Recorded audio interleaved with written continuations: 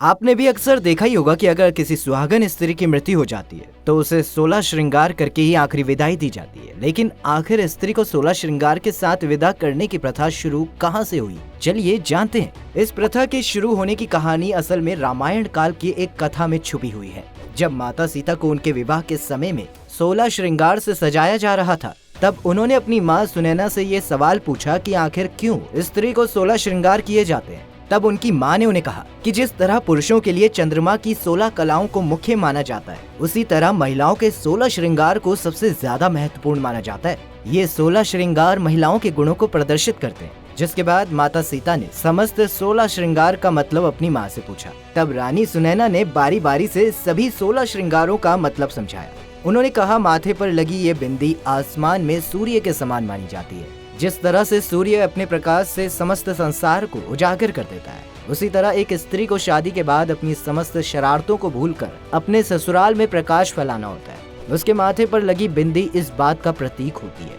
इसके बाद रानी सुनैना ने कहा कि सुहागन की आंखों में लगा काजल उसकी आंखों में शर्म और शीतलता धारण करने का प्रतीक होता है। स्त्री की आंखों का काजल उसे बुरी नजर से बचाता तो है ही, साथ में वो उसे ये भी सिखाता है कि अपने बड़े बूढ़ों के सामने शर्म के साथ आंखें नीची करके ही बात करनी चाहिए। इसके अलावा नाक में पहनी जाने वाली नथ इस बात का प्रतीक होती है कि स्त्री को अपना मन काबू में रखना चाहिए। स्त्री का मन पुरुष की तुलना में अत्यंत चंचल होता है, इसलिए नथ इस बात को दर्शाती है कि मन को अनुशासन की डोर से बांध कर रखना चाहिए, ताकि घर परिवार के लिए स्त्री बेहतर ढंग से कार्य कर सके। इसी तरह स्त्री के माथे पर मांग टीका उसके ससुराल के मान, मर्यादा, यश और प्रतिष्ठा का प्रतीक कहा गया है। विवाह के बाद स्त्री के ऊपर इस प्रतिष्ठा को बनाकर रखने की जिम्मेदारी होती है। शादी के बाद उस पर ससुराल और मायके दोनों जगह की मान और प्रतिष्ठा को संभालने की जिम्मेदारी होती है। स्त्री के कानों में मौजूद कर्णफूल उसे इस बात का संकेत करते हैं कि उसे किन बातों को सुनना है और किन बातों को अनसुना करके छोड़ देना है।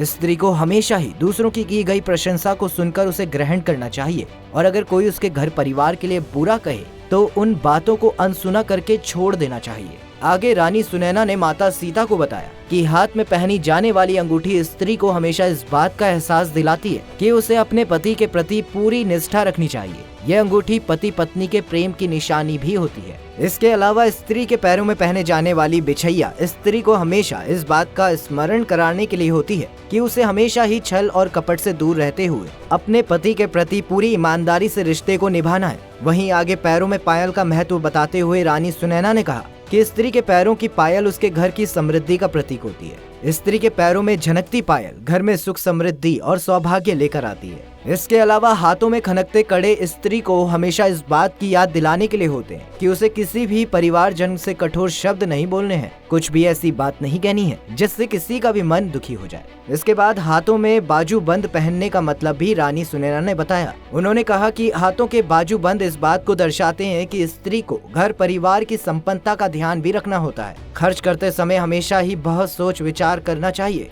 ताकि फालतू का खर्चा ना हो। इसके अलावा कमर में पहने जाने वाला कमरबंद इस बात का एहसास स्त्री को दिलाता है कि अब वो पति के घर और उसके दिल की स्वामिनी बन गई है, लेकिन इसके साथ उस पर इन दोनों की जिम्मेदारी का भार भी आ गया है जो उसे हर हाल में निभाना ही है। सुहागिनी स्त्री के बालों में लगे गजरे की सुगंध उसके घर के माहौल को पावन बनाती है। वो स्त्री जब गजरा लगाकर घर में पूजा करती है तो कहा जाता है कि उस घर पर माँ लक्ष्मी की कृपा बरसने लगती है। स्त्री के गले की शोभा बढ़ाता हुआ हार उसे इस बात का एहसास दिलाता है कि उसे जीवन की हर एक परिस्थिति में खुश रहना है। उसके पति की जीत में ही उसकी जीत और उसके पति की हार में उसी की हार होती है। आगे माता सीता ने हाथों में लगाई जाने वाली मेहंदी का मतलब पूछा तो उनकी माँ ने कहा कि स्त्री के हाथों की मेहंदी उसके पति के प्यार का प्रतीक तो होती ही है, साथ ही वो ये भी दर्शाती है कि स्त्री को अपने ससुराल में हमेशा ही प्रेम और सम्मान की लाली और खुशबू को बनाकर रखना चाहिए। और फिर रानी सुनैना ने सुहाग की दो सबसे बड़ी निशानियों के बारे में भी बताया। उन्होंने कहा कि शादी के बाद स्त्री की मांग में सजने वाला सिंदूर पति की लंबी उम्र की कामना में लगाया जाता है। सिंदूर लगाते हुए स्त्री ये दुआ मांगती है कि उसका सुहाग हमेशा ही सलामत रहे। वहीं स्त्री के गले में मंगलसूत्र उसके सुखी दाम्पत्य जीवन की कामना में पहनाया जाता है। ये पति पत्नी को प्रेम बंधन में भी बांध कर रखता है। अब आप ये तो समझ ही गए होंगे कि स्त्री के इन 16 श्रृंगारों को करने का कितना गहरा मतलब होता है। इसलिए मृत्यु के समय स्त्री को इन सभी श्रृंगारों से सजाया जाता है ताकि उसे अगले जन्म में फिर से सुहागन बनने का सौभाग्य प्राप्त हो। वैसे स्त्री का सुहागिन रूप में दुनिया से विदा होना उसके लिए सौभाग्यशाली माना जाता है। वैसे आपको ये वीडियो कैसी लगी हमें कमेंट में बताइएगा। वीडियो को लाइक कीजिएगा, ज्यादा से ज्यादा शेयर कीजिएगा।